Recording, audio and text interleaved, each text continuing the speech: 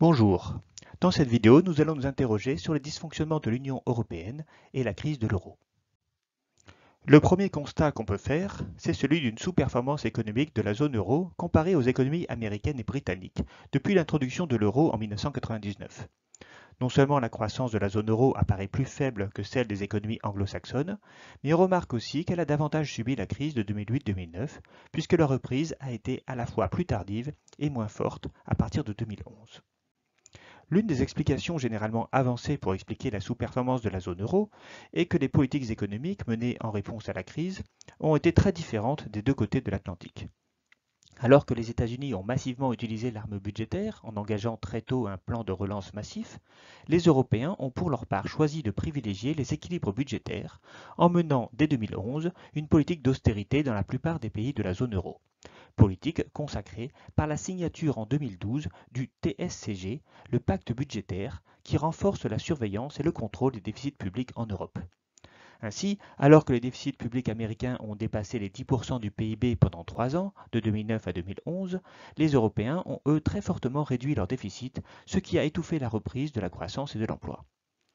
Mais cette explication est-elle la seule qui vaille? N'y a-t-il pas d'autres causes plus fondamentales à la crise européenne?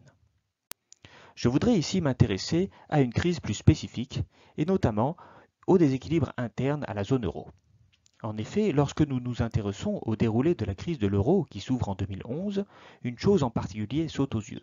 La plupart des pays touchés se situent en périphérie de la zone euro, principalement sur ses frontières ouest et sud. Cette impression est renforcée lorsqu'on observe le taux de chômage en 2013, au plus fort de la crise.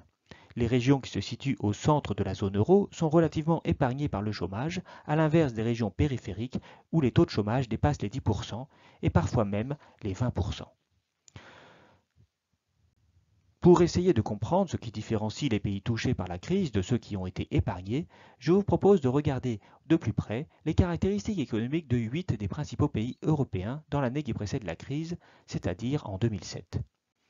Surlignons en orange les 4 pays touchés par la crise et observons ce qu'ils ont en commun.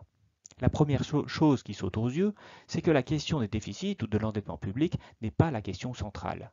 Des pays comme l'Espagne ou l'Irlande bénéficient d'une faible dette publique et d'excédents budgétaires. Ils seront pourtant emportés par la crise de l'euro. A l'inverse, l'Italie ou la France, dont les comptes publics sont déficitaires, seront relativement épargnés par la crise. Les chiffres de la balance commerciale, une manière de mesurer la compétitivité des économies, apparaissent davantage prédictifs, à l'exception toutefois de l'Irlande. En réalité, si l'on veut comprendre pourquoi certains pays ont résisté et d'autres ont sombré dans la crise en 2011-2013, il faut observer un autre indicateur, celui de la balance courante. La balance courante est un indicateur très précieux en macroéconomie. Elle mesure les besoins de financement d'une économie, c'est-à-dire la différence entre les dépenses et les revenus de l'ensemble de ses agents, les ménages, les entreprises, les administrations publiques.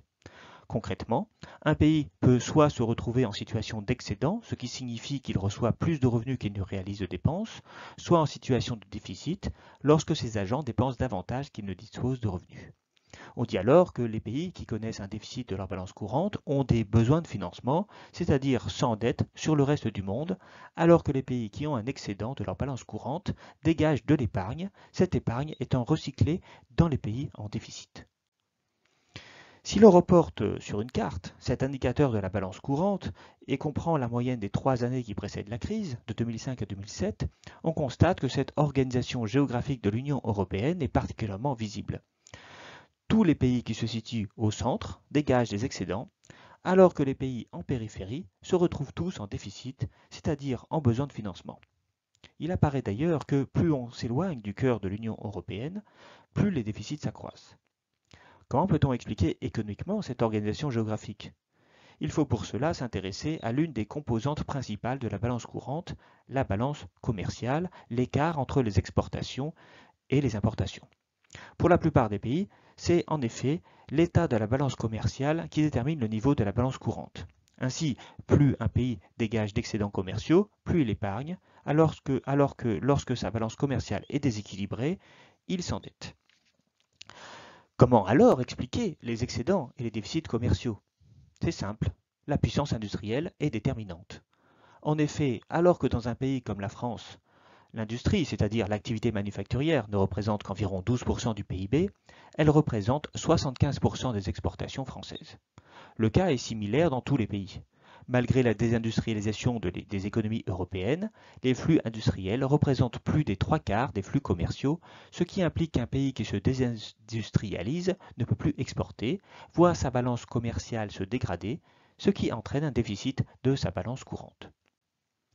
Cette carte montre l'évolution de l'emploi industriel dans l'Union européenne entre 2000 et 2015. On constate la même opposition centre-périphérie que dans la carte précédente. Les pays qui ont le plus perdu d'emplois industriels sont ceux qui sont le plus éloignés géographiquement du cœur industriel de l'Europe. Ils perdent leur capacité à exporter et se retrouvent logiquement en situation de besoin de financement. On remarque également que les pays d'Europe orientale, limitrophes de l'Allemagne, comme la Pologne ou la République tchèque, ont peu perdu d'emplois industriels. Les industriels allemands ayant choisi de délocaliser une partie de leur production dans ces pays pour profiter des faibles coûts de la main-d'œuvre. On assiste ainsi à un phénomène d'agglomération qui conduit à une polarisation industrielle de l'Europe. Les pays les plus industrialisés voient leurs industries se renforcer, alors que les pays qui ont une industrie fragile voient leur industrie disparaître peu à peu. Comment l'expliquer? La cause principale de ce phénomène se trouve dans la réorganisation économique européenne consécutive à la création du marché unique. Le marché unique est la conséquence de l'acte unique signé en 1986 et entré progressivement en vigueur dans les années 90.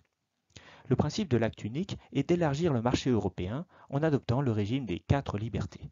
À la liberté des mouvements de marchandises, consacrée par le marché commun, on ajoute la liberté d'installation, la liberté des mouvements de capitaux et la libre circulation des personnes et du travail. Les règles de la libre concurrence sont alors renforcées, interdisant aux États d'avantager leurs entreprises nationales au détriment des entreprises étrangères. En somme, si le marché commun consacrait la libre circulation des marchandises, le marché unique consacre la libre circulation des facteurs de production que sont le capital et le travail. L'épargne et l'investissement peut alors librement circuler partout en Europe, en particulier dans la zone euro, où la création de la monnaie unique en 1999 abat les dernières cloisons monétaires qui existaient encore entre les différents pays. Or, tous les pays ne se trouvent pas à égalité pour attirer les capitaux industriels. En effet, pour s'épanouir, l'activité manufacturière a besoin de deux sortes de facteurs de production. Des facteurs qui sont mobiles et qui peuvent facilement passer d'un pays à l'autre, comme le capital et le travail, et des facteurs territoriaux qui sont ancrés dans la géographie et qu'on ne peut déplacer.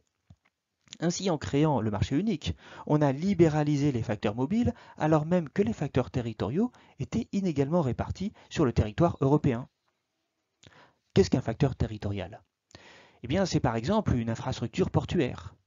Un industriel doit en effet faire face à d'importants coûts logistiques. Plus il est proche géographiquement d'un port, plus ses coûts diminuent, à la fois pour importer ses matières premières et pour vendre sa production. Or, la qualité des infrastructures portuaires dépend du volume de marchandises qu'il traite. Seuls les plus grands ports peuvent accueillir les plus grands porte-containers.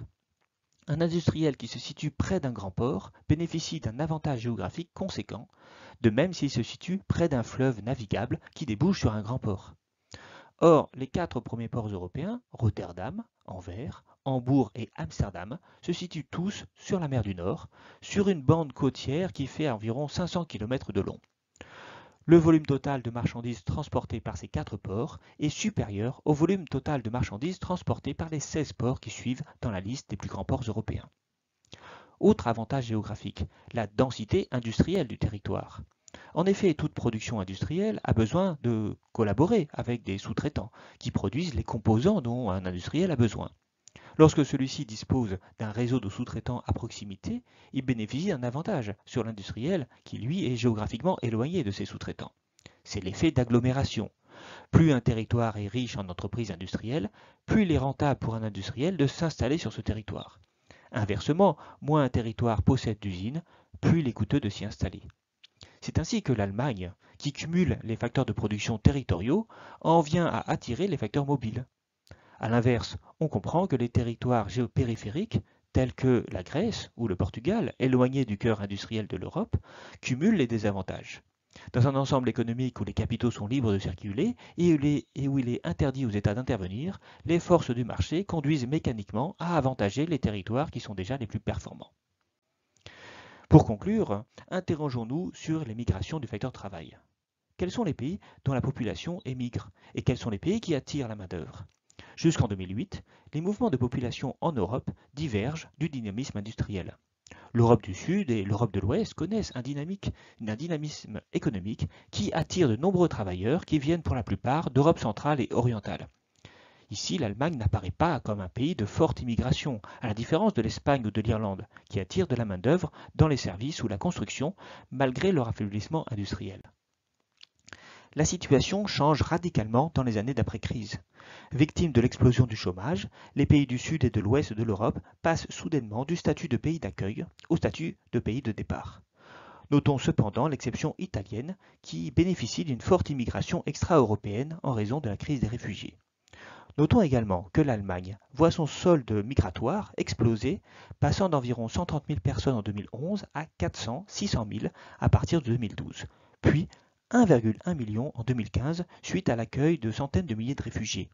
Au total, l'Allemagne a accueilli en moyenne 800 000 personnes par an entre 2012 et 2015, soit davantage que le nombre de naissances annuelles dans le pays.